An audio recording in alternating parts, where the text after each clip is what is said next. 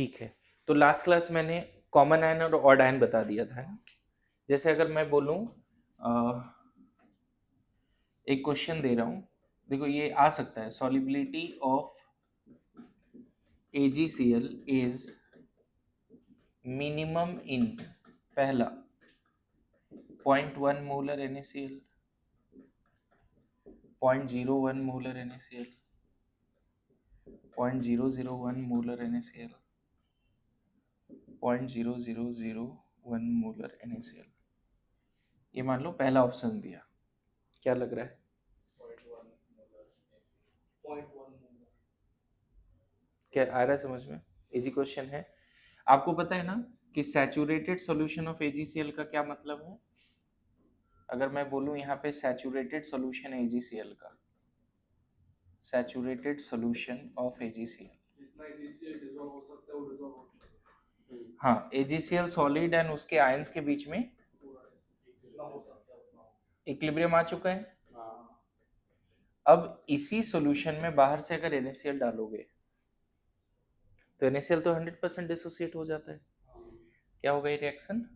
Back चलेगी। तो back चलेगी तो क्या होगी? मतलब प्योर वाटर में जितना डिजोल्व हो रहा था, मान लो यहाँ प्योर वाटर ले लेते हैं, प्योर वाटर में जितना डिजोल्व हो रहा था क्या उतना डिजोल्व होगा भी इसमें? प्योर वाटर कहीं ना कहीं ये है, देखा जाए तो बहुत डाइल्यूटेड है, तो यहाँ पे कॉमन आयन है नहीं। NaCl से कॉमन आयन आएगा बच्चे ना। तो पहले से अगर कोई स्पेरिंगली सोलुबल सॉल्ट है और वो हाईली स्पेरिंगली सोलुबल इलेक्ट्रोलाइट है, ध्यान रखना, अगर कोई स्पेरिंगली सोलुबल इलेक्ट्रोलाइट है और वो हाईली सोलुबल इलेक्ट्रोलाइट में डाल देते हो such that having common ion, क्या हो जाएगा? जो स्पेरिंगली सोलुबल सॉल्ट है, इलेक्ट्रोलाइट है, उसकी सॉल्युबिलिटी ड्रास्टिकली और कम हो जाएगी। बोलो, समझ में आ रहा है? पक्का? तो इसका आंसर ये है। इसमें तुम चाहो तो थोड़ा स्टोरी लिख लेना नोट में, जो मैं चाहता हूं लिख लो। इफ क्वेश्चन के साथ पहले क्वेश्चन लिखो, फिर मैं आगे की बात करता हूँ लिखने का, है ना।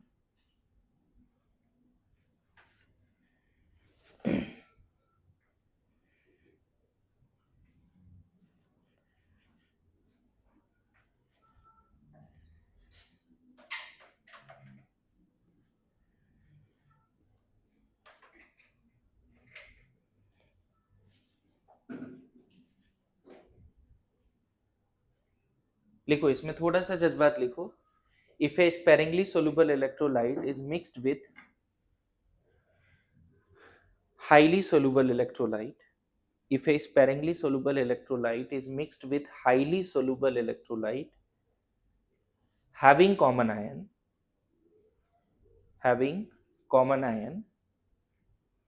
then having common ion, then solubility of sparingly soluble electrolyte decreases, then solubility of sparingly soluble electrolyte decreases drastically, drastically word भी लिख सकते हो, बहुत ज्यादा घट जाता है। ठीक है, तो अब इस लाइन के हिसाब से इसका आंसर तो सही लग रहा है तुम्हें कि AgCl का सोलुबल मिनिमम सॉल्युबिलिटी कहाँ होगा? Highly concentrated.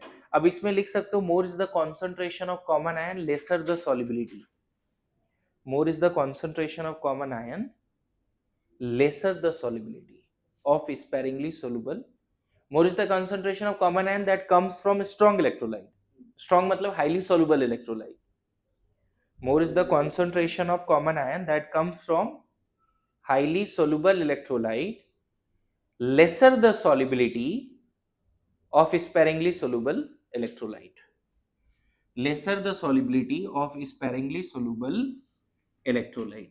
अब इसके बेसिस पे देखो तो एक ऑप्शन और दे रहा हूं, सेम क्वेश्चन है। फर्स्ट ऑप्शन दे रहा हूं 0.1 मोलर AgNO3, ठीक है, 0.1 मोलर NaCl, है ना, 0.5 मोलर NaCl,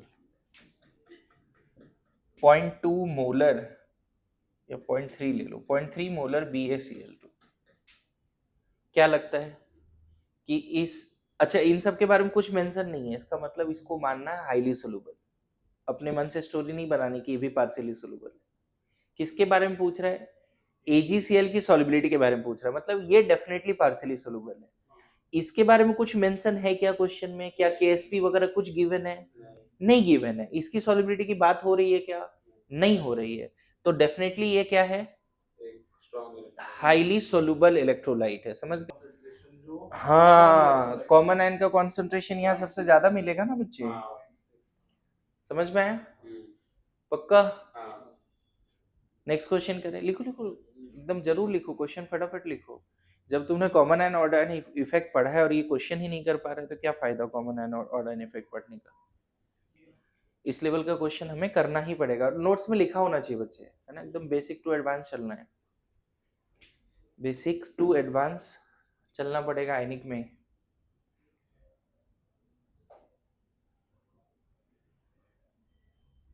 और देखो मुझे कोई जल्दबाजी नहीं है। तुम देखो नीट रिपीटर में मैंने 14 लेक्चर में पढ़ा है। अगर एक्चुअल आयनिक का मेरा रिकॉर्डिंग देखेगा तो नीट रिपीटर में 14 लेक्चर में पढ़ा है। देख लो, तो तुम्हें टाइम लगेगा बच्चे, है ना। कोशिश करेंगे तुम लोग थोड़ा फास्ट समझोगे, क्योंकि वहाँ पे अलग अलग तरह के बच्चे हैं। कोई नीट में 200 लेके आया है, कोई 400 लेके आया है। बहुत बहुत बेसिक्स है। तुम लोग का लेवल अच्छा है तो फटाफट खींच देंगे। समझ गए ना? तुम बताना कि हाँ टॉपिक आ रहा है या नहीं आ रहा है। जैसे मान लो पूछ दिया मैक्सिमम, ठीक है। अब ऑप्शंस दे रहा हूँ। मैक्सिमम पूछा है, मिनिमम नहीं पूछा है, ठीक है। तो in water in 0.1 molar NaCl, in 0.2 molar BaCl2, in 0.1 molar ammonia। 3.1 molar ammonia और आयन मैक्सिमम पूछा है ना, कॉम्प्लेक्सेशन में जाना पड़ेगा। यहाँ तो कोई ऑड कॉमन कुछ भी नहीं। यहाँ सॉल्युबल, अगर इन ये ऑप्शन नहीं होता तो मैक्सिमम यहाँ बोलते, लेकिन ये ऑप्शन आने की वजह से। और यहाँ पे ऐसे भी कर सकते हो 0.1 मोलर KCl,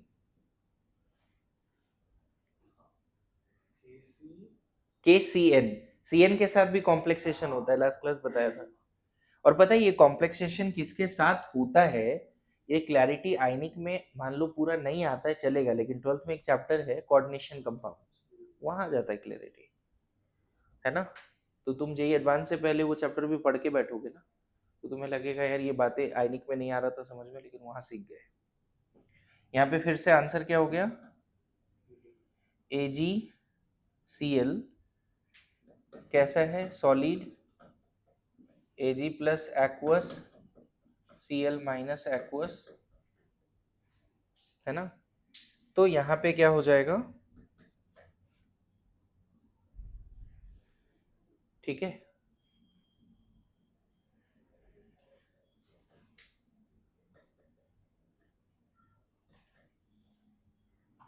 ठीक है।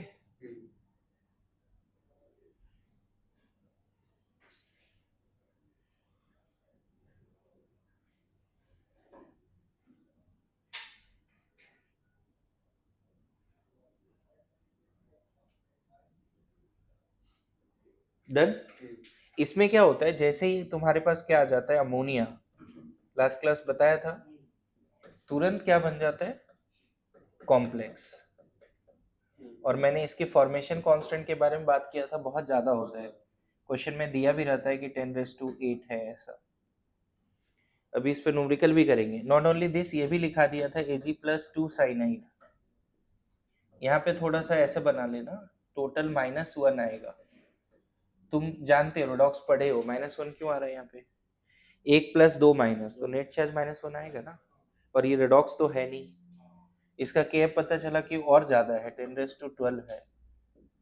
ये वहां पे सीखोगे कि ये लिगैंड ज्यादा स्ट्रांग है अमोनिया से। हाँ, वही तो बोल रहा हूँ, कॉम्प्लेक्सेशन है ना, इसीलिए मैक्सिमम सॉल्युबिलिटी क्या बोल दोगे?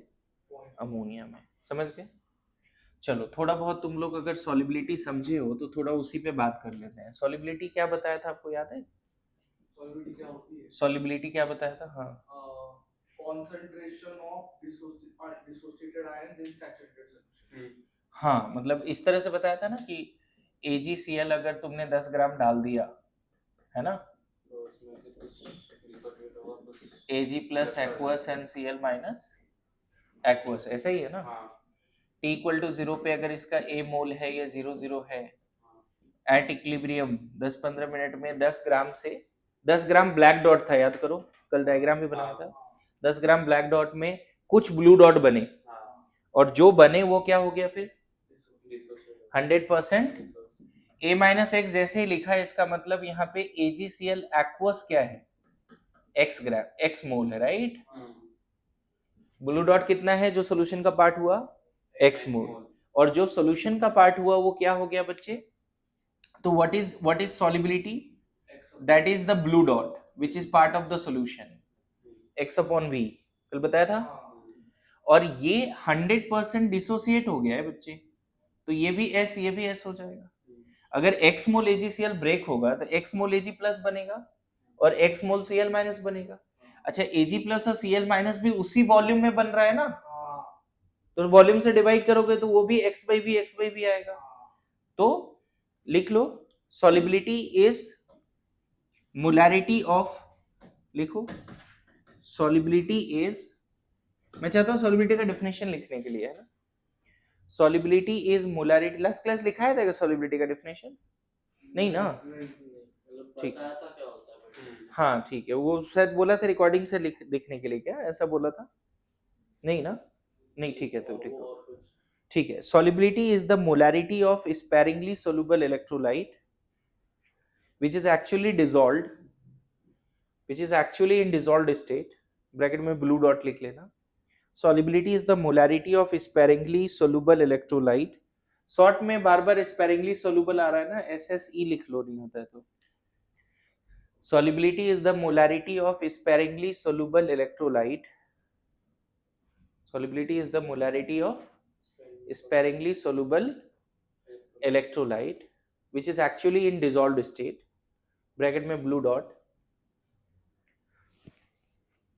which is actually in, है ना, dissolved state, blue dot, bracket close, which ultimately dissociates 100% to give the respective ions, which ultimately dissociates 100% to give the respective ion। अब मैं लास्ट क्लास बोला था आईटी ने एक बार ऐसा बोल दिया कि 100% नहीं हुआ है डिसोसिएट, 90% हुआ है, तो उसके हिसाब से सॉलिबिलिटी में हाँ 0.9 पॉइंट वो भी ध्यान रख लेना है, ठीक है।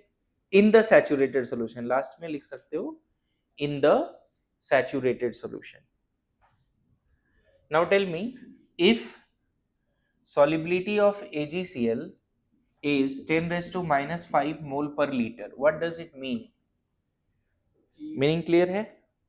1 लीटर प्योर वाटर सॉल्यूशन में 10 to power minus 5 mole AgCl Means in 1 liter of saturated solution, in 1 liter of saturated solution of AgCl, 10 raised to minus 5 mole of AgCl is present in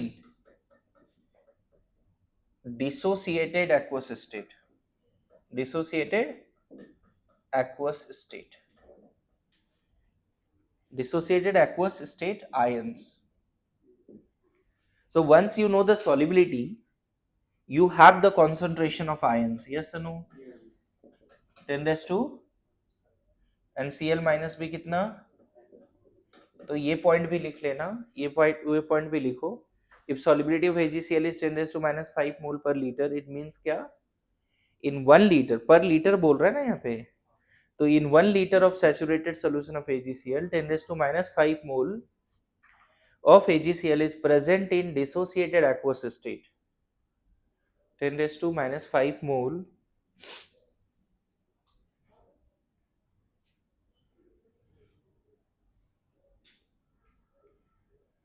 देखा JEE mains का paper देखा, memory base जो आया है अभी तक?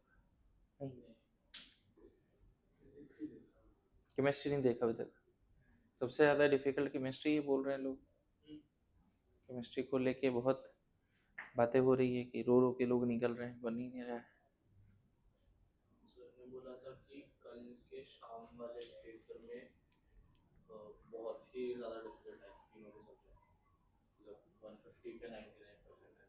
140 के आसपास बोल रहे हैं, सही बोल रहे हैं।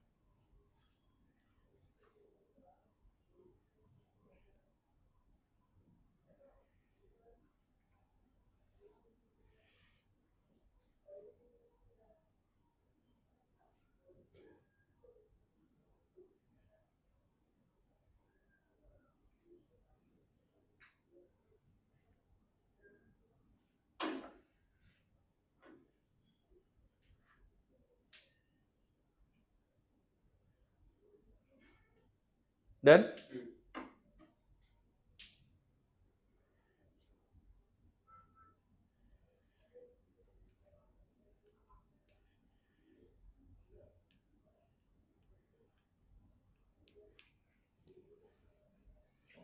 नाउ मैं फिर बोला, इसको कितना सिंपल लेना है आपको शायद लास्ट क्लास समझाया था, है ना। लोग कैसे कंफर्टेबल होते हैं कि मान लो कुछ मेंशन नहीं है, 0.1 मोलर सोडियम फॉस्फेट है एक सॉल्यूशन में, 0.1 मोलर सोडियम फॉस्फेट है, तो पूछते हैं सोडियम आयन बताओ कितना है, तो 0.3 तुरंत बोलते हैं। फॉस्फेट आयन बताओ कितना है, बोलते हैं कि नहीं, कितना इजी बोल देते हैं बताओ, है कि नहीं। यही अगर मान लो यहाँ पे ऐसा होता 0.05 मोलर H2SO4 है, बिना कोई डाउट का H प्लस कितना मानते हैं, 0.1 मोलर। सल्फेट कितना मानते हैं, 0.05 मोलर, मानते कि नहीं। तो सिमिलरली आज के बाद अगर मैं बोलूं कि सॉल्युबिलिटी ऑफ Ag2CrO4 2 इंटू 10⁻⁻⁴ मोल पर लीटर है, Ag2CrO4 है, मतलब फिर से तुरंत दिमाग में चलना चाहिए कि Ag2 सॉल्युबिलिटी बात कर रहे हैं ना, मतलब अब वो स्पेरेंगली सोलुबल है, तुरंत समझना चाहिए कि हमारे पास सैचुरेटेड सॉल्यूशन है। अगर इसका 1 लीटर सैचुरेटेड सॉल्यूशन होगा तो इतना मोल Ag2CrO4 डिसोसिएटेड एक्वस स्टेट में होगा। तो इस सैचुरेटेड सॉल्यूशन में Ag प्लस कितना, 4 इंटू 10⁻⁻⁴, और क्रोमेट 2 इंटू 10⁻⁻। समझ में है। मजेदार बात क्या है, यहाँ पे कौन सा हेट्रोजीनियस इक्विलिब्रियम होगा ये भी बता दो। अरे डिफाइन किया है, सॉलिड टू Ag प्लस, ऐसा हेट्रोजीनियस इक्विलिब्रियम होगा, कोई डाउट है इसमें। और डायरेक्टली एट इक्विलिब्रियम क्या लिख दोगे बताओ, डायरेक्टली एट इक्विलिब्रियम बताओ क्या लिखना चाहिए अगर सॉल्युबिलिटी दिया हुआ है सॉल्ट का, तो ये 2s और ये s, कोई डाउट है, नहीं ना, नहीं जरूरत नहीं है, वो सॉल्यूशन का पार्ट नहीं है, उसका एक्टिव मास 1 मानेंगे, वो सॉलिड होता है, एक्टिव मास 1 मानेंगे, A-x क्यों लिखना है, सॉलिड है ना।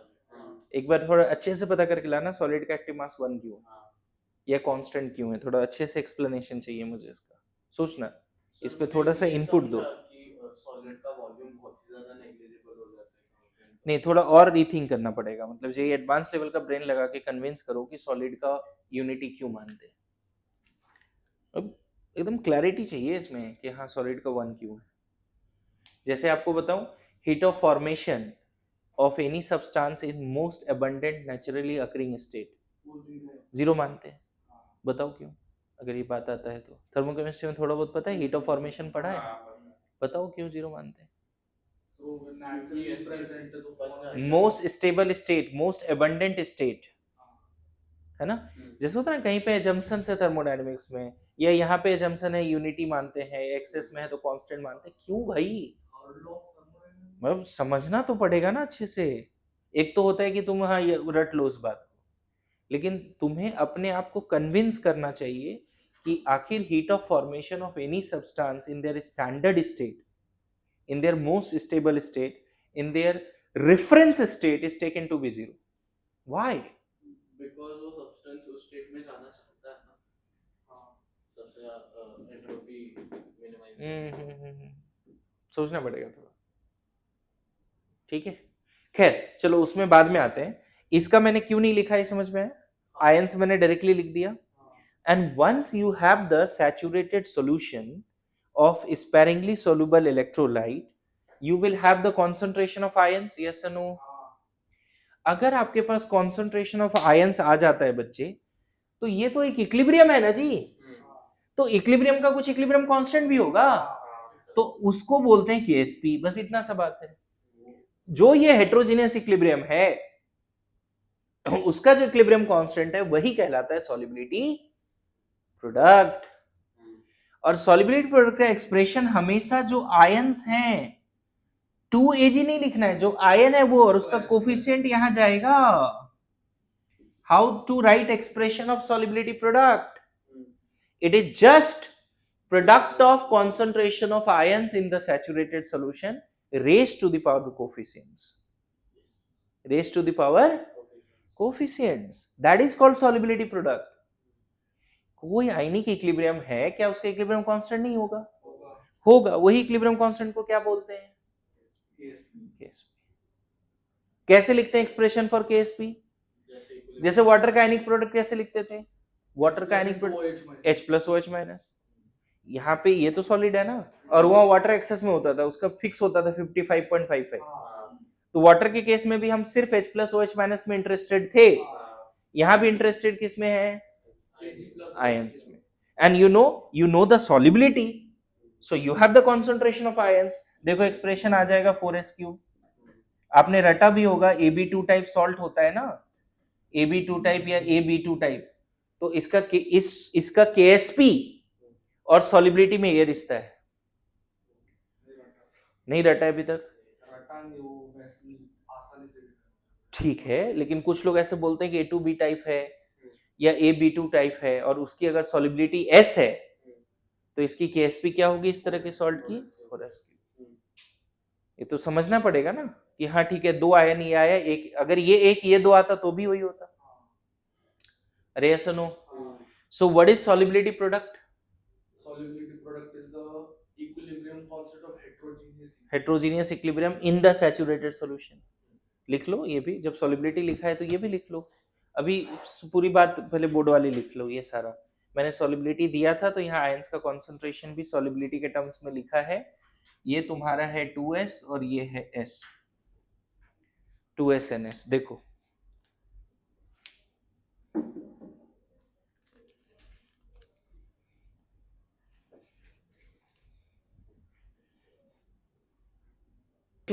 solubility product is the product of concentration of ions in the saturated solution of sparingly soluble electrolyte। Solubility product is the product of concentration of sparingly soluble electrolyte in the क्या लिखा? It is product of concentration of ions, है ना, in the saturated solution of sparingly soluble electrolyte, है ना, raised to the power their coefficients, raised to the power of their coefficients। चलो एक question करते हैं, सिंपल क्वेश्चन करते हैं। कैलकुलेट पीएच ऑफ 2 × 10⁻⁻⁴ मोलर, एकदम simple question, saturated solution of MgOH2। देखिए कितना समझा है तुमने।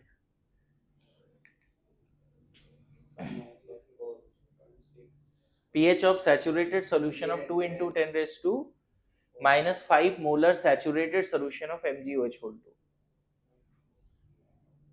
9.6। तो आपको पता चल गया ना बच्चे कि OH माइनस कितना होगा? ट्वाइस ऑफ सॉल्युबिलिटी, तो 4 × 10⁻⁵ होगा। तो पहले पीओएच निकाल लो। 5 माइनस log 4 शॉर्टकट आता है बच्चे? 5 माइनस log 4 बोलो, डायरेक्ट लिख देंगे, इतना चलेगा? पक्का सब लोग? तुम बताओ। हाँ तो कितना हो गया? 5 माइनस 0.6 ना, 4.4। सही है। लेकिन हमें क्या पूछा था? 9.6 तो होता क्या है, तुम्हारा सबसे पहला ऑप्शन वहां 4.4 रहेगा और पता चला तुम टिक करके आ रहे हो, है ना? मेडिकल वाले चेक करते हैं सब, मैं बताऊं तुम लोगों में प्रेजेंस ऑफ माइंड तो पहले वहीं जाता है कि नहीं यार एक बार क्रॉस चेक कर लो। मैंने देखा है, माइंडसेट दोनों देखा है ना? तुम ऐसा गलती नहीं करते हो, मुझे पता है। कितना हो जाएगा 14 माइनस 4.4 कितना? 9.6। ठीक है, अब क्वेश्चन करो, next question. Calculate pH of saturated solution of MgOH whole 2 if its Ksp is 4 into 10 raised to minus 12। अब मैंने क्या कर दिया, आपको सॉलिबिलिटी नहीं दिया, Ksp दिया। समझना, मैंने आपको सॉलिबिलिटी नहीं दिया, सॉलिबिलिटी प्रोडक्ट दे दिया।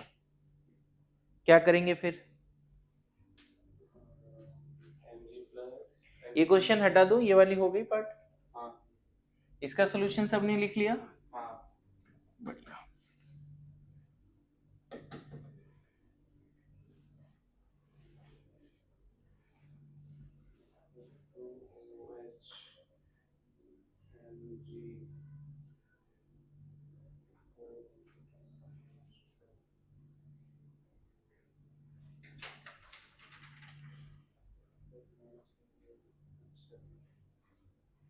OH Mg बात कर लेते हैं। देखो पहले तो बताओ, जैसा सॉल्ट है KSP एंड सॉलिबिलिटी में क्या रिलेशन होगा? 4s3।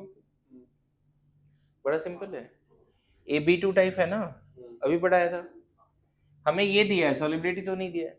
हमें आयन का कॉन्सेंट्रेशन के लिए KSP से निकलेगा या सॉलिबिलिटी से निकलेगा?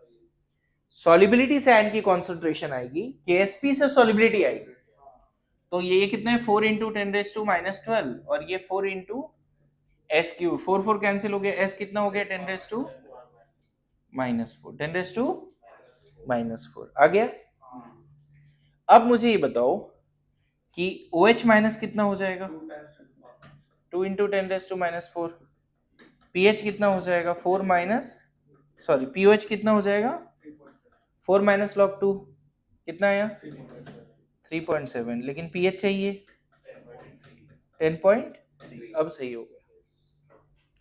तो सॉलिबिलिटी में अलग से हेडिंग दूंगा, अभी कॉमन है ऑड आयन की वजह से थोड़ा सा पार्ट करा दिया। सॉलिबिलिटी में फिर से हेडिंग नहीं वो समझ गया, डिफिनेशन लिख लिया ना, बेसिक आइडिया लग गया ना कि स्पेरिंगली सोल्यूबल क्या है नहीं है। उस पे क्वेश्चंस बाद में करेंगे। अभी हम लोग क्या करने जा रहे हैं? PH calculations. नहीं पीएच कैलकुलेशंस अब शुरू होगा, मेरे बात समझे ना? अब क्या शुरू होगा? PH calculations. अब वो वाला पार्ट आ रहा है, लेकिन फिर से तुम्हारा नोट्स मुझे चाहिए एसिड बेस सॉल्ट वाला, किया है या नहीं किया है? 3 लेक्चर देख के अच्छे से वो तुम देख लो। पहले दो हाँ नोट्स बनाया ना अच्छे से, जहां पे इंफॉर्मेशन अबाउट वाटर आ गया उसके पहले तक एकदम देख के लिख लेना है। तो ठीक है, देख लो कब आ रहा है वो। ये हटा दो बच्चे। अब देखो आयनिक इज ऑल अबाउट क्या, तुम्हें अब आयनिक का फील आएगा कि आयनिक इज ऑल अबाउट क्या, समझना। पीएच ऑफ एक्वस सॉल्यूशन, है ना? आयनिक इज ऑल अबाउट, पूरा टेबल समझना बच्चे। सबसे पहले आता है पीएच ऑफ एसिडिक सॉल्यूशन। अब एसिडिक मतलब पानी में सिर्फ एसिड डाला है, पानी में क्या डाला है? Only acid. लेकिन एसिड का भी टाइप है, आप जानते हो, है ना? स्ट्रॉन्ग एसिड हो सकता है, स्ट्रॉन्ग एसिड का मिक्सचर ले लिया, वीक एसिड ले लिया, वीक एसिड स्ट्रॉन्ग एसिड का मिक्सचर ले लिया, वीक एसिड का मिक्सचर ले लिया, समझे? Polyprotic acid, polyprotic acid. मैं बताऊं, अगर सब में तुमने 5 क्वेश्चन भी सॉल्व किया बच्चे और उसकी वर्किंग समझा कि कैसे सॉल्व करते हैं, पहले तो वर्किंग समझना पड़ेगा ना, कंसेप्ट समझना पड़ेगा कि सिर्फ अगर स्ट्रॉन्ग एसिड है तो पीएच कैसे निकालते हैं, मिक्सचर ऑफ स्ट्रॉन्ग एसिड है तो पीएच कैसे, उसकी वर्किंग समझनी पड़ेगी। और सब में 5-5 क्वेश्चन भी किया तो 30 क्वेश्चन इधर ही हो गया numericals. Ionic is that much of difficult, questions बहुत हैं, वेराइटीज बहुत है, समझ गए ना? इसकी वर्किंग समझनी पड़ेगी हमें। फिर हम यहाँ पे क्या बोल सकते हैं, बेस का भी सेम होगा। pH of aqueous solution of base, bases only, क्या? बेसिक सॉल्यूशन क्यों नहीं लिखते हो आप क्यों acidic? हाँ ठीक है, बेसिक सॉल्यूशन लिखो, कोई दिक्कत नहीं, लेकिन बेसिक सॉल्यूशन सॉल्ट सॉल्यूशन भी बेस होता है ना, तो pH of aqueous solution base only, आप बेस तो बेस में स्ट्रॉन्ग बेस आ गया, स्ट्रॉन्ग बेस की मिक्सचर आ गई, वीक बेस आ गया, वीक बेस स्ट्रॉन्ग बेस आ गया, समझ गए? देखो इसमें ना ये दोनों केस उतना इंपॉर्टेंट नहीं है, जेई एडवांस में भी नहीं है ये वाली केसेस। कौन सा? Poly acidic base, poly acidic base, base के लिए बेसिसिटी बोलते हैं, एसिड के लिए बेसिसिटी बोलते हैं, बेस के लिए एसिडिटी बोलते हैं। ये दोनों केस उतना इंपॉर्टेंट नहीं है, मेरी बात आ रही समझ में? इन सब की वर्किंग स्टेप हमें समझनी पड़ेगी क्या है। तो पहला तो ये लिख लो, अभी टेबल में और भी चीजें आएंगी, फिर हम लोग पढ़ना शुरू करेंगे इकट्ठे, लेकिन सिलेबस लिखो पहले जल्दी। हेडिंग पे pH कैलकुलेशन। हाँ हेडिंग दे दो, पीएच कैलकुलेशंस। हाँ हाँ हाँ, तो मैं बताऊं हाइड्रोलिसिस का ना ऐसे समझो कि सिर्फ कॉन्जुगेट बेस वीक होता है, वो उसका रीजन क्या है? स्ट्रॉन्ग एसिड, का कॉन्जुगेट बेस वीक क्यों होता है? स्ट्रॉन्ग बेस का कॉन्जुगेट एसिड वीक क्यों होता है? ये लॉजिक नहीं समझ में आया तुम्हें, ऐसा क्या? हाँ वो क्यों लेक्चर में पहले तो ये समझना कोई स्ट्रॉन्ग एसिड का मतलब क्या है, highly reactive, highly energetic, highly unstable. तो H तो- प्लस सारा उसी से रिएक्ट कर तो जाएगा। H प्लस हट गया, अब जो बचा, देखो जो भी एसिड की रिएक्टिविटी वो H प्लस की वजह से, हाँ, उसकी एनायन की वजह से नहीं है। तो H प्लस निकल अगर HCl से H प्लस हटा दिया तो Cl माइनस जो बचा, मतलब रिएक्टेंट हाईली अनस्टेबल है तो प्रोडक्ट हाईली अच्छा स्टेबल होगा। स्टेबल होगा। सारे एसिड H प्लस तो दे ही रहा है, तो एक्स्ट्रा और क्या दे रहा है, मेरे बात समझे ना? HF भी H प्लस दे रहा है और F माइनस दे रहा है, लेकिन ये वीक है। HCl भी यही दे रहा है ना, H प्लस एंड, तो मैं बोल रहा हूं ये जल्दी H प्लस दे रहा है, इन दोनों की रिएक्टिविटी तो एक जैसी होगी ना।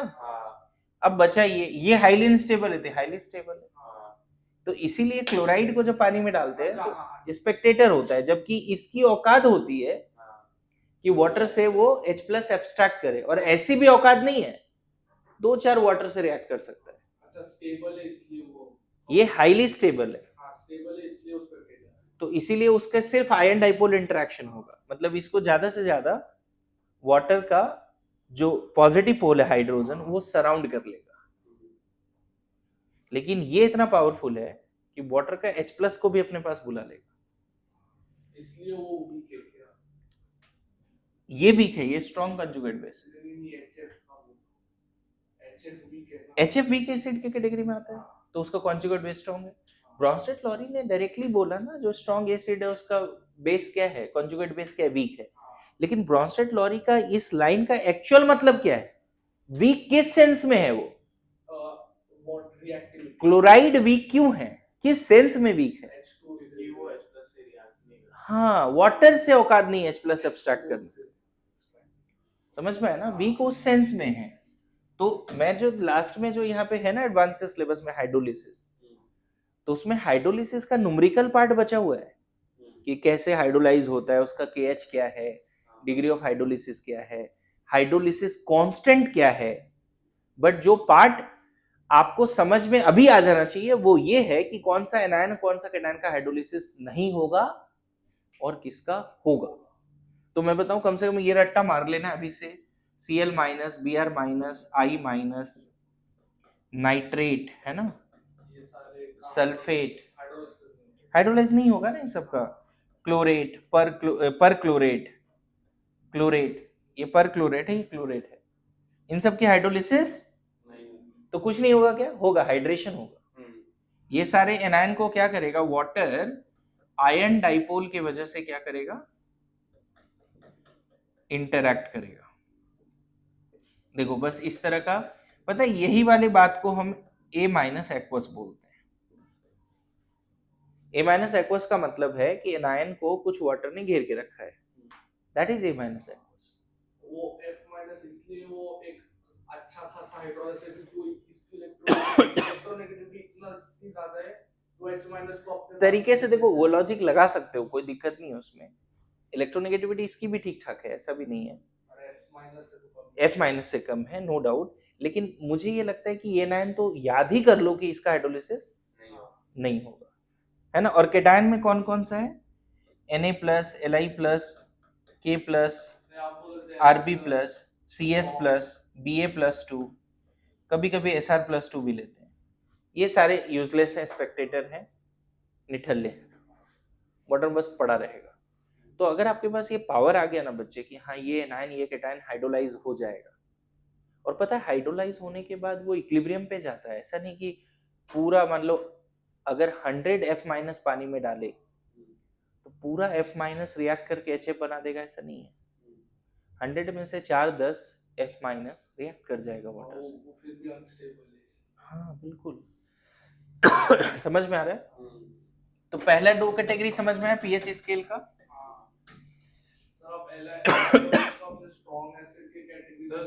LiOH स्ट्रॉन्ग बेस ही बोलो बच्चे,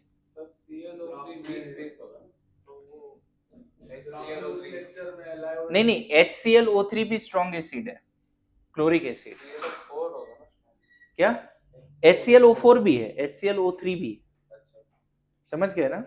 बेस में LiOH को भी स्ट्रॉन्ग ही मानो तुम, ठीक है। हाँ लेकिन क्लैरिटी अगर नहीं है तो स्ट्रॉन्ग की तरफ ही जाएंगे मोस्टली। नहीं H2 हाँ नहीं वो वीक ही रखो, वो वीक है ना, ठीक है। देखो क्या होता है ना कि मान लो कभी कभी ऐसा भी हो जाए बच्चे कि एसिडिक एसिड भी वीक ना रहे, ऐसा भी हो सकता है, क्वेश्चन कैसे फ्रेम, लेकिन जो एब्सोल्यूट वैल्यू है कि हाँ ये वीक है ये स्ट्रॉन्ग है, उसका नाम तो कम से कम याद रहेगा।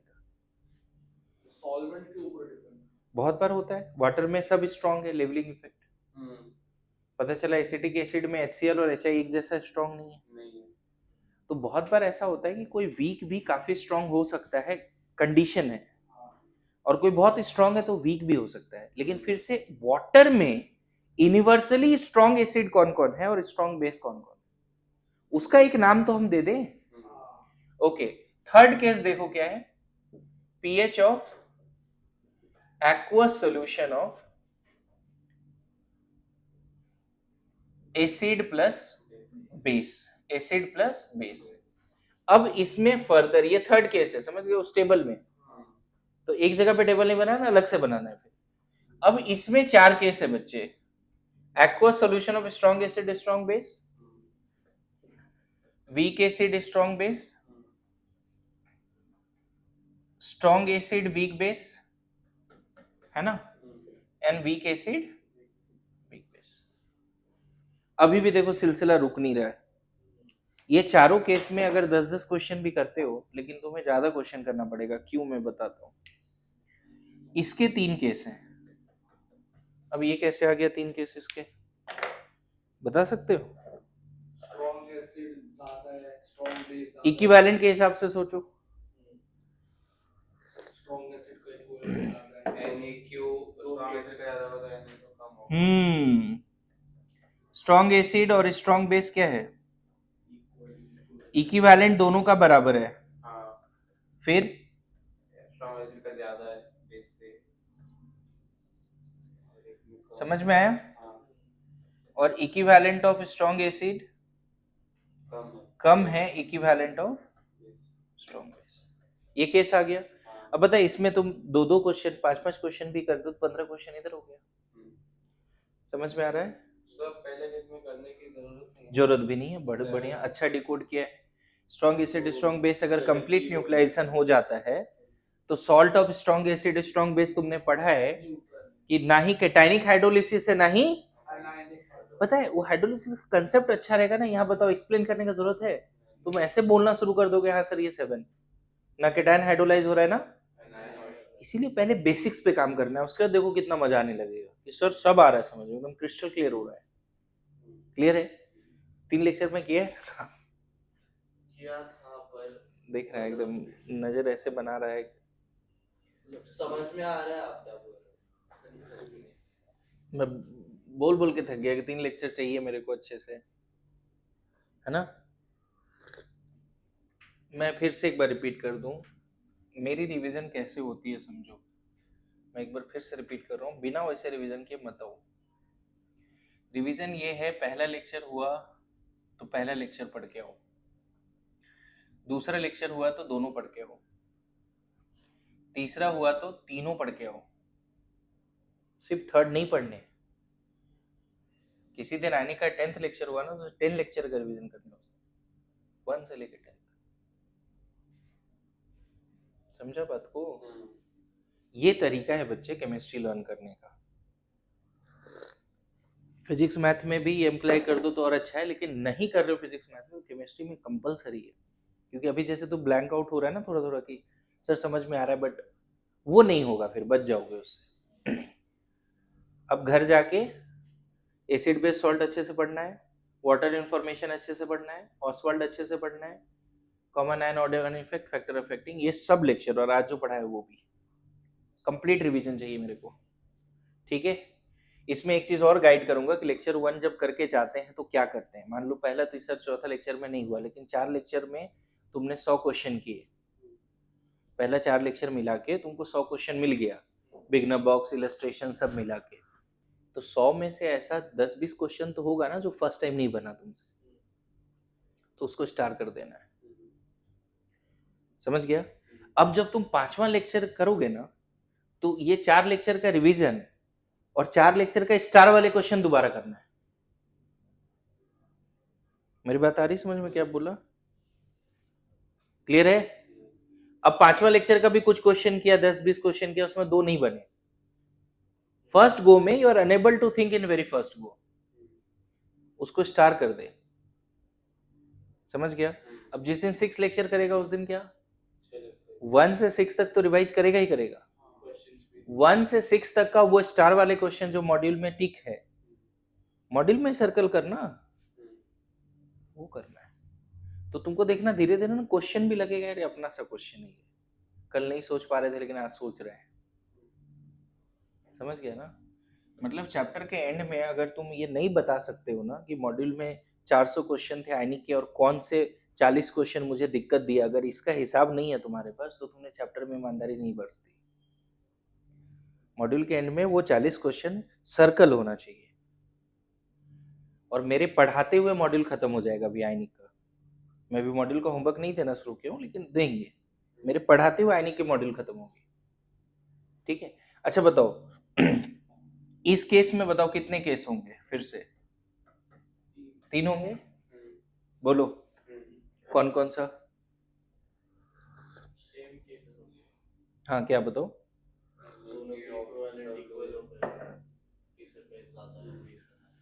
एन ई क्यू, देखो सबसे पहले जो स्ट्रॉन्ग है ना उसको ज्यादा कर देते हैं वीक वाले से।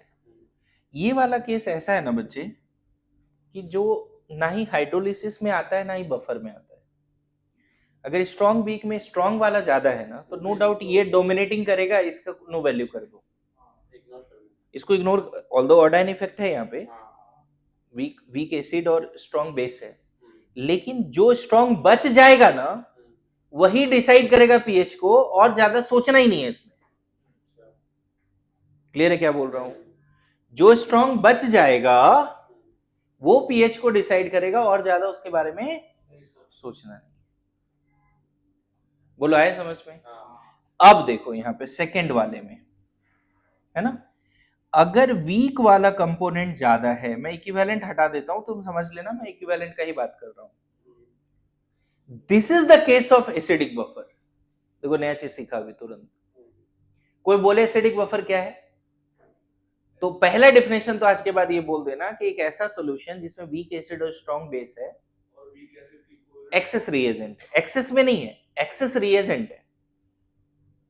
एक्सेस रिएजेंट और एक्सेस में फर्क है। अरे मैं बोल रहा हूं तब वो बफर होगा एसिडिक, कैसे है नहीं, मैंने एक सॉल्यूशन बनाया, ये 2 मोल ये 1 मोल लिया, तो एक्सेस रिएजेंट कौन है? एसिडिक बफर का पहला डेफिनेशन हो गया It is the aqueous solution of weak acid and strong base such that weak acid is excess reagent. कुछ नहीं पता ना बफर के बारे में, इतना लाइन तो भी याद कर सकता है, बोलो। और जब दोनों बराबर हो गया ना बच्चे, देखो अभी मैं बताऊं, मजा आएगा तुम्हें अगर तुम समझने के अंदाज में बैठे हो। देखना, मान लो मैंने डाल दिया HCN और NaOH, ठीक है, ये मान लो 2 मोल है, ये 1 मोल है। बताओ क्या होगा रिएक्शन के बाद कंटेनर में क्या क्या बचने वाला है? तुमने एक कंटेनर में ये दोनों डाला है, ठीक है, कंटेनर में क्या बचने वाला है? थोड़ी देर HCN कितना बचने वाला है? 1 मोल। अरे यस नो, 1 मोल HCN बचने वाला है। और NaCN कितना बचने वाला है? अरे इसका H प्लस इसका OH माइनस तो वाटर बना देगा ना, पानी पानी में मिल गया, उसका क्या सोचना है ज्यादा, और ये 1 मोल बन जाएगा, बनेगा ना। अब देखो दूसरा डेफिनेशन एसिडिक बफर का बाद में लिखाऊंगा, अभी समझ। एक ऐसा solution week acid strong base है, वीक एसिड एक्सेस रिएजेंट है, तो एसिडिक बफर है। दूसरा डेफिनेशन, एक ऐसा सॉल्यूशन जिसमें वीक एसिड है और उसी का सॉल्ट है विथ स्ट्रॉन्ग बेस। हाँ, तो सेम ही चीज होगी, दोनों सेम ही है। तो एक और डेफिनेशन तो आ गया ना हमारे पास एसिडिक बफर का। और अभी जो सीखा है तू, थोड़ा सोचना, अभी जो सीखा है, नहीं अभी जो सीखा है मुझे ही बता। HCN तो चलो पूरा डिसोसिएट नहीं होता, लेकिन ये तो पूरा डिसोसिएट हो जाएगा, सॉल्ट है। तो Na+ के बारे में क्या ही कमेंट करना, निठल्ले है, अभी तो पढ़ा। अब देखो थर्ड डेफिनेशन, एक ऐसा सॉल्यूशन वीक एसिड भी है और उसी का कॉन्जुगेट बेस भी है। ध्यान रखना, कॉन्जुगेट इसी के आयनोस्टन से नहीं आया, अलग से है। एसिड पर थर्ड डेफिनेशन क्या हो गया? पहला definition, weak acid strong base such that weak acid is excess free है। अच्छा, इन दोनों को डाला, तुरंत पता चल गया वीक एसिड बचेगा और उसका सॉल्ट बन जाएगा विद स्ट्रॉन्ग बेस। तो एक ऐसा सॉल्यूशन जो वीक एसिड और salt of same weak acid with strong base है, वो क्या है? एसिडिक बफर है। तीसरा definition, salt of weak acid with conjugate base. नहीं, weak acid and their conjugate base, दोनों ठीक ठाक अमाउंट में डाला हुआ है, बाहर से अलग से कॉन्जुगेट बेस डाला है, HCN भी अलग से डाला है, कॉन्जुगेट बेस भी अलग से डाला है। तो इसमें डिटेल में बात करेंगे, कम से कम इतना तो समझ में आया कि वीक और स्ट्रॉन्ग में वीक ज्यादा है तो बफर, बोलो। और अगर ये दोनों बराबर है बच्चे, मान लो एक कंटेनर में तुमने HCN और NaOH डाल दिया, दोनों बराबर है, तो ये दोनों मानेगा बिना रिएक्ट किए क्या? एसिड बेस तो तुरंत रिएक्ट करेगा, 100% यूटिलाइजेशन, क्योंकि इक्विवेलेंट अमाउंट में है। मेनली यहाँ क्या है? पानी बना और NaCN है, पानी पानी में मिल गया। अब NaCN में हमको दिख रहा है Na+ यूजलेस है, बच्चा साइनाइड, साइनाइड वीक एसिड से आता है, स्ट्रॉन्ग कॉन्जुगेट बेस है। This is the case of anionic hydrolysis, this is the case of anionic hydrolysis. अगर वीक और स्ट्रॉन्ग में दोनों 100% यूटिलाइज हो जाए तो डेफिनेटली वो किसका केस है? हाइड्रोलिसिस का केस है। एनायनिक एनायनिक बाद में देखेंगे, यहाँ पे एनायनिक है। मेरी बात आ रही समझ में? नहीं, बट अगर वीक एसिड और स्ट्रॉन्ग बेस है तो हमेशा एनायनिक ही होगा ना। हाँ, इसमें तो कोई डाउट ही नहीं है।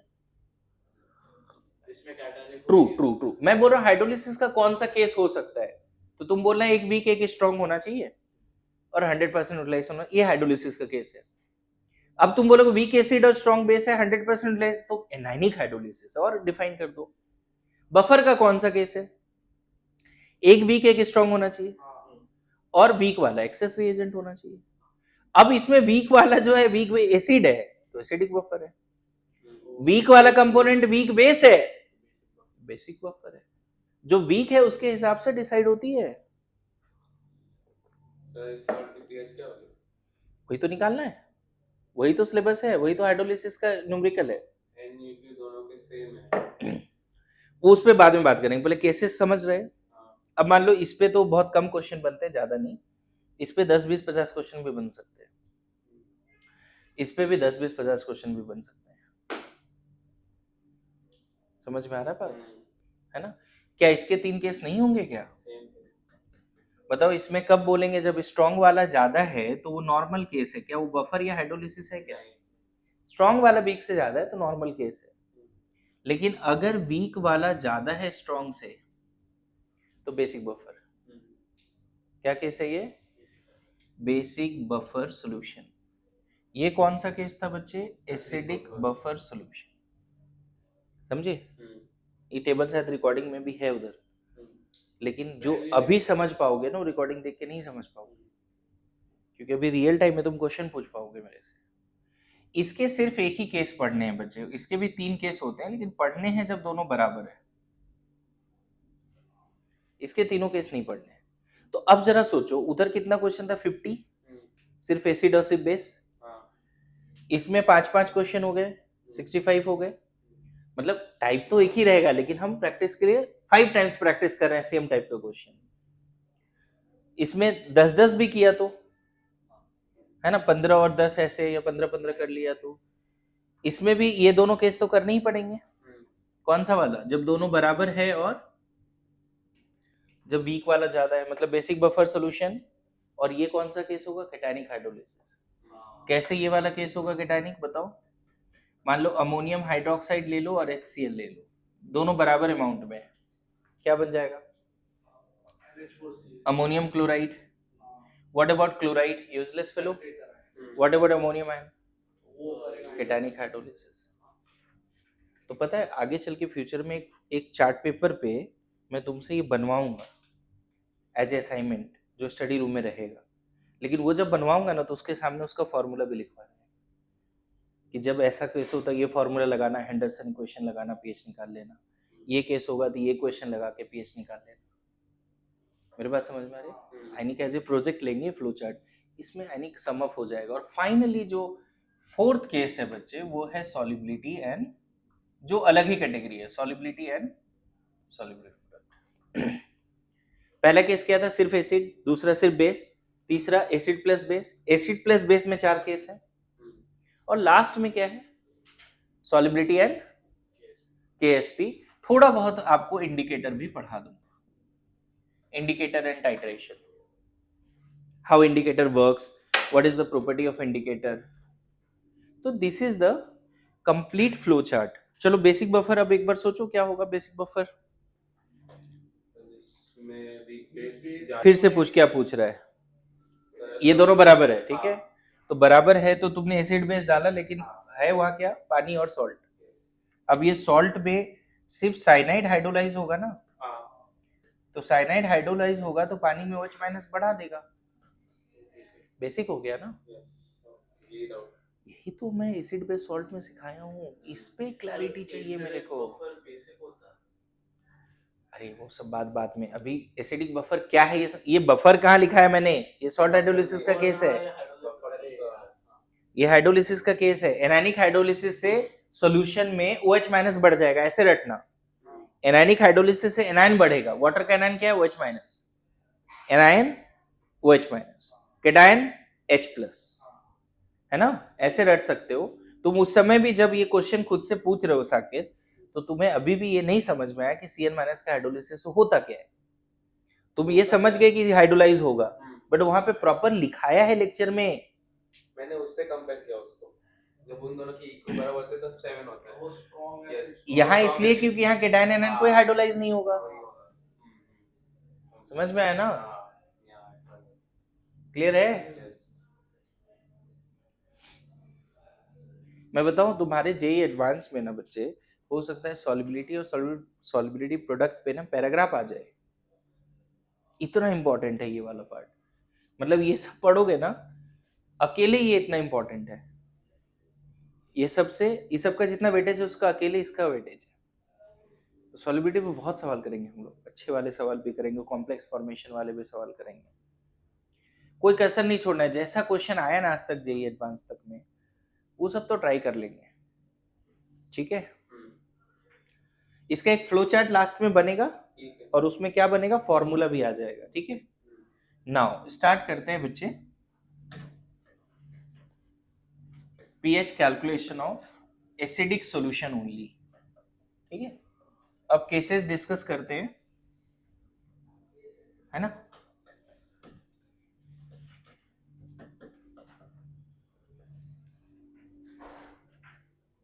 ठीक है? तो क्या लिख दिया, pH calculation of acidic solution only. इसमें सबसे पहला केस क्या है बच्चे, स्ट्रॉन्ग एसिड, पहले वही कर लेते हैं। मुझे एक बात बताओ बच्चे, अगर प्योर वाटर है, कुछ टेम्परेचर मेंशन नहीं है, तो क्या यहाँ ये इक्विलिब्रियम ले लें या नहीं ले लें? 10⁻⁷ 10⁻⁷, और ये डायरेक्ट बोलेंगे किस पे, एट प्योर वाटर है। अब मुझे बताओ, अगर यहाँ पे प्योर वाटर और स्ट्रॉन्ग एसिड भी है, सपोज है, सपोज HCl है, क्या HCl को कोई टाइम लगेगा इसको टूटने में? कोई टाइम नहीं लगेगा। अगर ये A/V है, C है, तो ये CC हो गया, कोई दिक्कत, 100% एसोसिएट हो गया। मान लो वाटर अपने इक्विलिब्रियम में मजे में था, लेकिन सडनली HCl के प्रेजेंस में ये 10⁻⁷ प्लस C हो गया और ये 10⁻⁷ नहीं, वाटर के इक्विलिब्रियम डिस्टर्ब हो गया ना, not at equilibrium, good to go. अब LCP लगाओ, लीचेटेल प्रिंसिपल। अब यहाँ पे बड़ा मजेदार बात है, ये समझना, पता है वाटर से H+ नंबर के हिसाब से समझो, ज्यादा कनेक्ट होगा। वाटर से H+ मान लो 100 आया, ठीक है, 100 पहले से थे वाटर से H+, जब पहले इक्विलिब्रियम में था ना सिर्फ वाटर, तो 100 थे। सडनली ये 100 प्लस बिलियंस हो गए। अब ये बिलियंस कहां से आ रहे हैं बच्चे, H+ सडनली कहां से आ गया? अच्छा, Cl माइनस स्पेक्टेटर है, उसका कोई मतलब है नहीं। ये अभी भी 100 है, देखो सडनली OH माइनस H+ बढ़ गया, और यहाँ पे OH माइनस 100 ही है, ये 100 प्लस 10⁻10 हो गए। तो पता है क्या, वो इक्विलिब्रियम बैक चलेगा ना, तो इसको घटा के अगर 10 करते हो ना, तो ये वाला पार्ट 10 करके इसको उतना ही रहने दो, इसको फर्क नहीं पड़ने दो। मतलब जो स्ट्रॉन्ग एसिड से H+ आया है उसको फर्क ही नहीं पड़ रहा है, रिएक्शन बैक तो चल रहा है, लेकिन स्ट्रॉन्ग एसिड से जो H+ आया उसमें थोड़ा भी चेंज आ रहा है। जो OH माइनस पहले से पानी में था, पानी के वजह से, वही रिएक्ट किया उसी H+ से जो पहले से पानी के वजह से था। नंबर के हिसाब से समझे? तो हम ऐसे नहीं लिख के क्या करेंगे, कॉन्सेंट्रेशन पे काम करना है ना, तो मैं इसको घटा के X लिख देता हूं और इसको घटा के X+C लिख देता हूं। और पता है ये X ना 10⁻⁷ से भी कम है। X कितना है,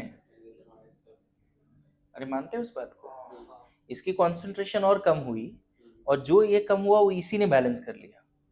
अब बताओ एट इक्विलिब्रियम इसमें H+ नेट कितना है, H+ from water plus H+ from strong acid, ये लिखना पड़ेगा ना। और ये तुम्हारा X है और ये C है। What is net H+ in the aqueous solution of strong acid? नहीं, अभी 2C वगैरह मत बोलो, 2C कहां से आ रहा है?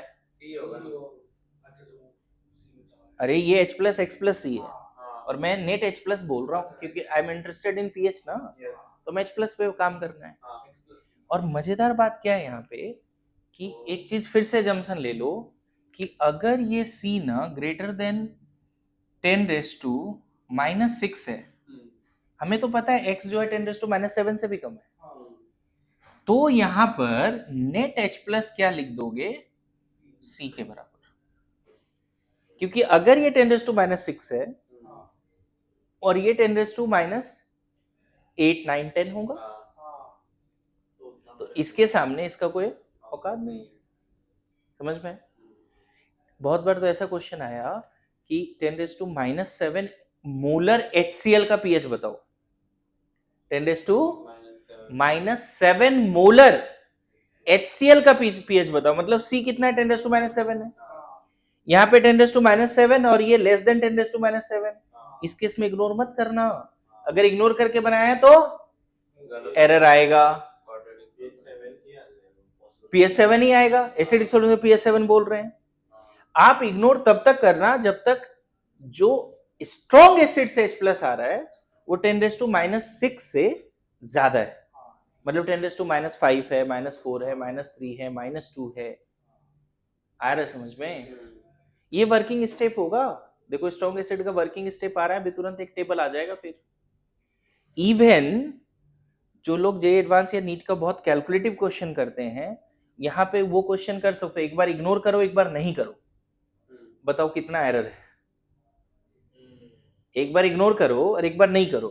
जब इग्नोर नहीं करना होगा ना बच्चे, तब यहाँ पे हमें किस पे काम करना पड़ेगा, क्वाड्रेटिक सॉल्व करनी पड़ेगी। ये तो फिक्स है ना 10⁻14। तो क्वाड्रेटिक सॉल्व करके तब x आएगा, फिर उस x को यहाँ रखेंगे, फिर c में ऐड करेंगे, बिना इग्नोर किए अगर सॉल्व करना है तो क्वाड्रेटिक में फंस जाओ, इट विल टेक टाइम। अच्छी बात यह है मैंने एक्सेस क्या दे दिया आपको, 10⁻6 मोलर अगर स्ट्रॉन्ग एसिड से H+ आता है तो हमेशा इग्नोर कर दो, दिक्कत नहीं। 10⁻7 अगर आ रहा है H+ फ्रॉम स्ट्रॉन्ग एसिड, -8, -9, -10। अच्छा एक चीज और बता रहा हूँ, पता चला कि स्ट्रॉन्ग एसिड से H+ आ रहा है 10⁻12 मोलर। तो कुछ फायदा नहीं। मेरा बात समझ, तुम्हारे साथ बहुत गंदा मजाक किया गया है। Very close to 7। अरे पानी ही है भाई, 10⁻12 मोलर HCl। पानी है वो। HCl है क्या उधर? But पता चला HCl को बस, वाटर को बस HCl स्मेल कराया गया। मेरी बात आ रही? थोड़ा सा कम तो आएगा ना pH। मत बोल, वो वेरी डाइल्यूटेड सॉल्यूशन है ना। तू बता 10⁻12 मोलर HCl बोल रहा हूँ भाई साहब, पानी ही है, HCl तो है ही नहीं। तो कभी कभी ऐसा भी होता है कि HCl का कॉन्सेंट्रेशन स्ट्रॉन्ग एसिड से H+ आ रहा है, वो इसके सामने कुछ भी नहीं है, पता चला जो भी वाटर से H+ है वही pH डिसाइड कर रहा है। ऐसा भी तो स्पेशल केस होगा। मैं तो बोल रहा हूं कि 10⁻12 मोलर HCl सॉल्यूशन मतलब पानी, मतलब क्या, कुछ है ही नहीं उधर, बस स्मेल कराया गया, समझ गया? थोड़ा सा तो होगा ना। अरे वही तो समझा रहा हूँ। इग्नोर कर देना भाई, एजम्पशन यहाँ कर रहे तो वहाँ भी कर देना। वहां पे HCl जो HCl से H+ आएगा उसी को इग्नोर कर देंगे, वाटर वाला HCl pH डिसाइड करेगा, वाटर वाला H+ आया समझ में? इसीलिए देखो इन्फॉर्मेशन अबाउट वाटर पढ़ा ना तो ये चीजें क्लियर हो रही है धीरे धीरे। लिखो अब क्वेश्चन कर लेते हैं फटाफट, अभी 10 क्वेश्चन कर लेते हैं। देखो अब हम लोग डायरेक्ट क्या करते हैं, क्वेश्चंस करने का कोशिश करते हैं। सबसे पहले स्ट्रॉन्ग एसिड का कुछ क्वेश्चन कर लेते हैं।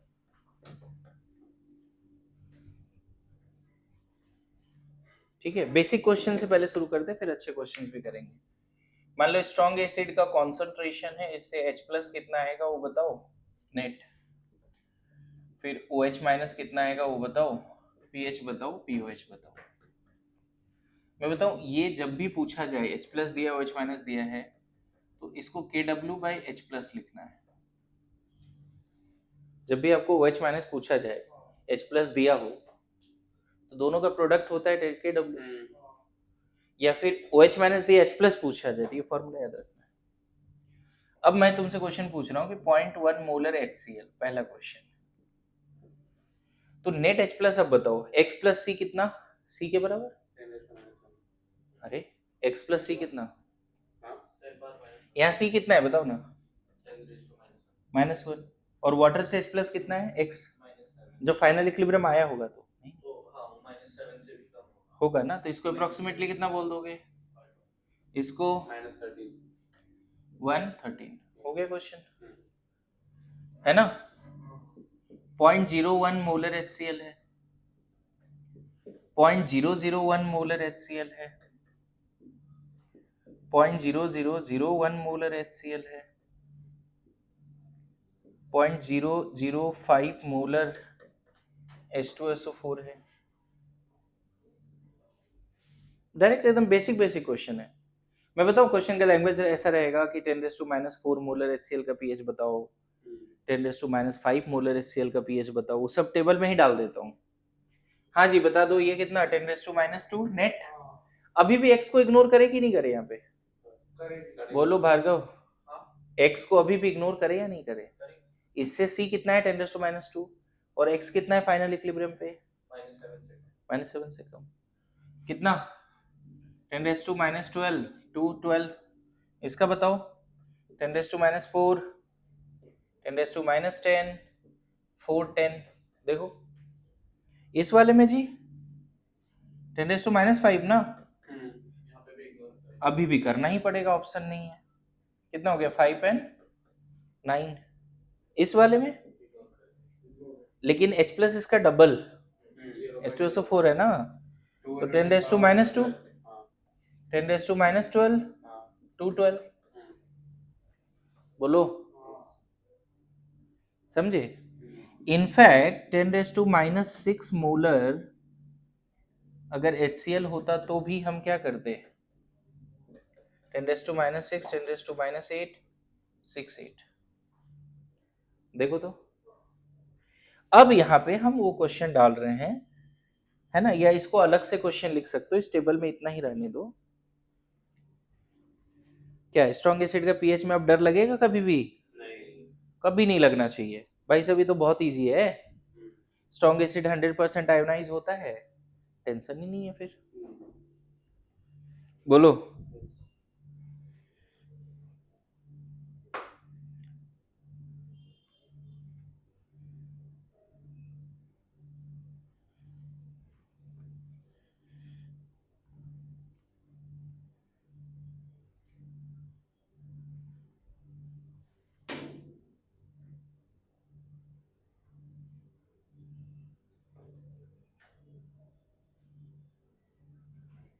ठीक है, क्वेश्चन लिखो, calculate pH of 10 to minus 7 molar HCl solution.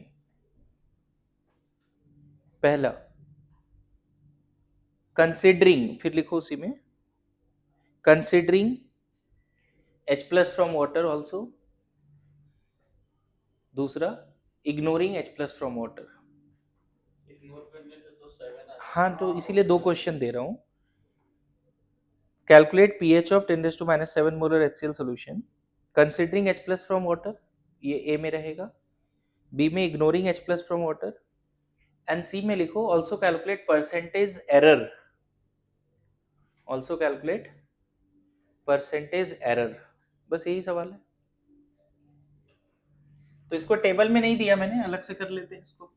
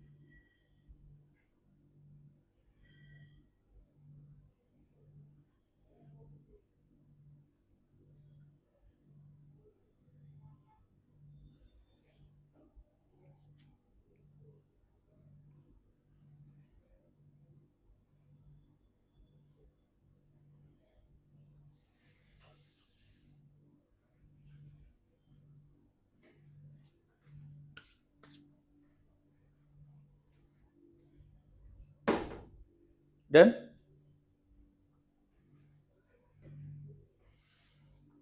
देखो, सबसे पहले तो हमें यह समझना पड़ेगा कि वाटर इक्विलिब्रियम पे जब आया है तो हम डायरेक्ट लिखते हैं फाइनल इक्विलिब्रियम, है ना, final equilibrium in presence of 10 raise to minus 7 molar HCl।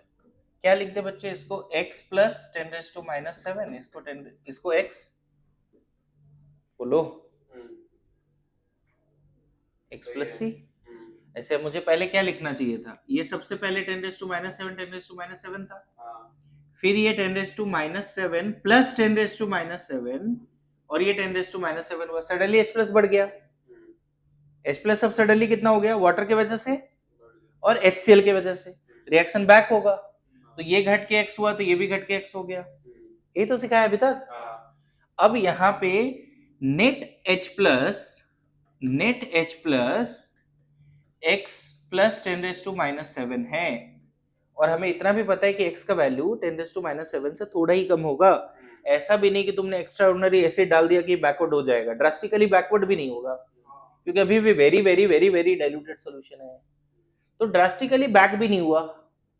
अब यहाँ पे क्या considering H plus from water, वो तभी आएगा बच्चे जब हम 10⁻⁻14 x इंटू 10⁻⁻7 इंटू एक्स को सॉल्व करेंगे, क्योंकि फाइनल इक्विलिब्रियम पे फिर से H प्लस और OH माइनस बराबर होगा। तो पहला पार्ट नहीं बनेगा जब तक तुम क्वाड्रेटिक सॉल्व नहीं करोगे। कितना हो जाएगा, x square plus 10⁻⁻7x minus 10⁻⁻14 equal to 0। 0.61 into 10 to the power minus very good, 0.61 into 10⁻⁻7 ये आ गया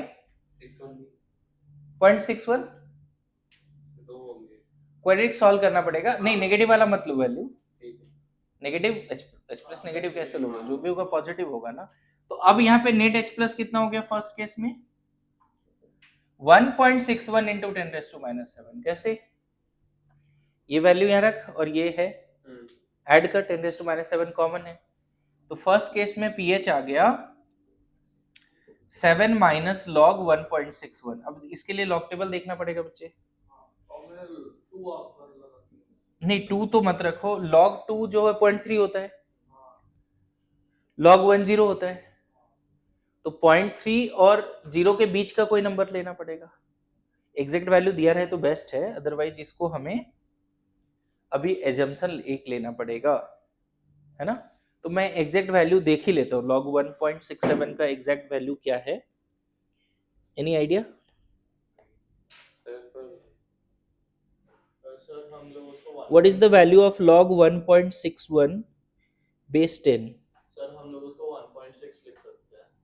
हाँ लिख लो, 16 into 10 power minus 1 हो जाएगा, समझ गया, लेकिन 16 मैंने से परसेंटेज एरर का भी सवाल दे दिया ना, अच्छा, तो मुझे एग्जैक्ट वैल्यू चाहिए होगा, तो 1.6 ये में 0.20 है, तुमने कितना माना था 0.3 0.3 नहीं, ये वैल्यू है 0.20, 0.2068 है ना।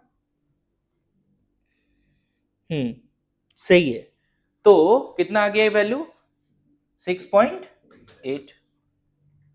अच्छा बी वाला पार्ट में तो टेंशन ही नहीं है बच्चे, 7 नेट H प्लस अगर वाटर का इग्नोर कर दिया तो 10⁻⁻7 है, pH कितना आ गया 7, परसेंटेज एरर, 0.2 परसेंटेज एरर बोला है, मैं जैसे बोल रहा था 20% से भी 0.2 ही आ रहा था। हाँ ठीक है कोई दिक्कत नहीं है, 20% बिल्कुल सही है, अगर दिया हुआ है तो बेस्ट है, नहीं है तो मैं थोड़ा कैलकुलेशन देख लिया एक बार, नहीं दिया रहता तो तुम वही एजम्पशन करते 1.6/10 करते, मतलब 16/10 करते, फिर उससे सॉल्व करते। सही है कोई दिक्कत नहीं है, मतलब 4/5 हो जाता ना उस केस में, सॉरी 8/5। 1.6 को हम क्या लिखते हैं 16/10, तो फिर उसको 2 से कट करते तो 10 को अलग से ले लेंगे, 1 point, log in 10 power minus 1 मिल गया, उसको log के बाहर ले लेंगे, मल्टीप्लाई में है ना, तो फिर log नहीं ये मल्टीप्लाई में कहाँ है, ये 1.61 है, into 1/10, हाँ 16 इंटू, फिर 16 को 4 log हाँ बिल्कुल कर सकते हैं, सही है उससे भी आ जाएगा।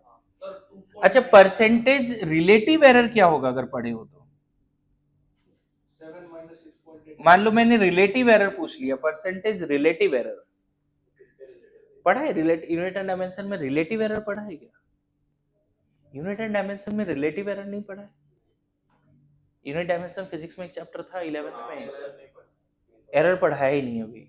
अच्छा देखो अगर सिर्फ ऐसा नहीं होता कि सिर्फ एरर परसेंटेज पूछेगा, परसेंटेज रिलेटिव एरर पूछेगा, तो हमें तो पता है कि 0.2 का एरर है, किसके रिस्पेक्ट में निकालना है, जो एक्चुअल वैल्यू है, जो ट्रू वैल्यू उसके रिस्पेक्ट में एरर निकलता है ना, एज्यूम्ड वाले वैल्यू पे नहीं निकलता है, 2.95 समझ गए।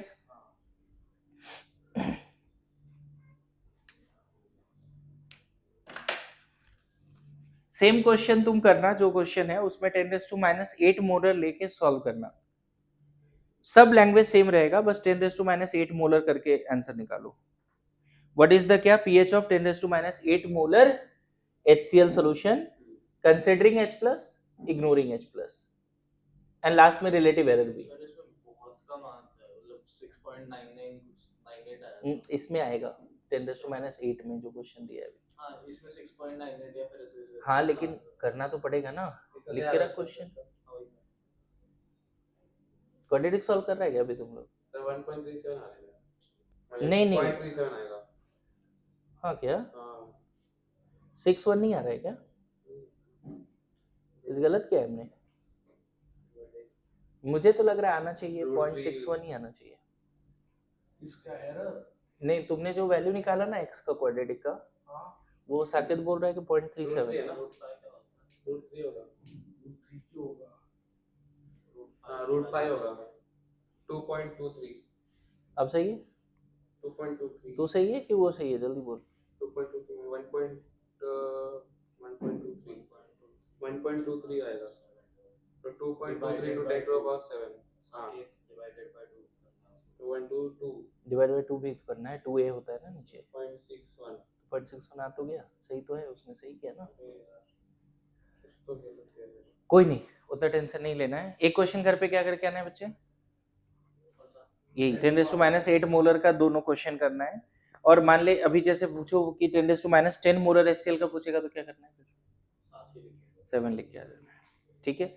अच्छा यही काम अगर बेस पे करना होता तो क्या होता? अगर स्ट्रॉन्ग बेस रहता तो सब कुछ उल्टा सब सेम होता, सिर्फ OH- पे चीजें चलती। हाँ और एंड को पीएच तो अगर वीक एसिड आता है तो वीक बेस भी आता है, हाँ वीक एसिड आता है तो वीक बेस वीक बेस भी आता है। अच्छा साथ साथ में स्ट्रॉन्ग एसिड का मिक्सचर भी आ जाएगा। हाँ हर नेट H+ स्ट्रॉन्ग एसिड के केस में क्या लिखेंगे?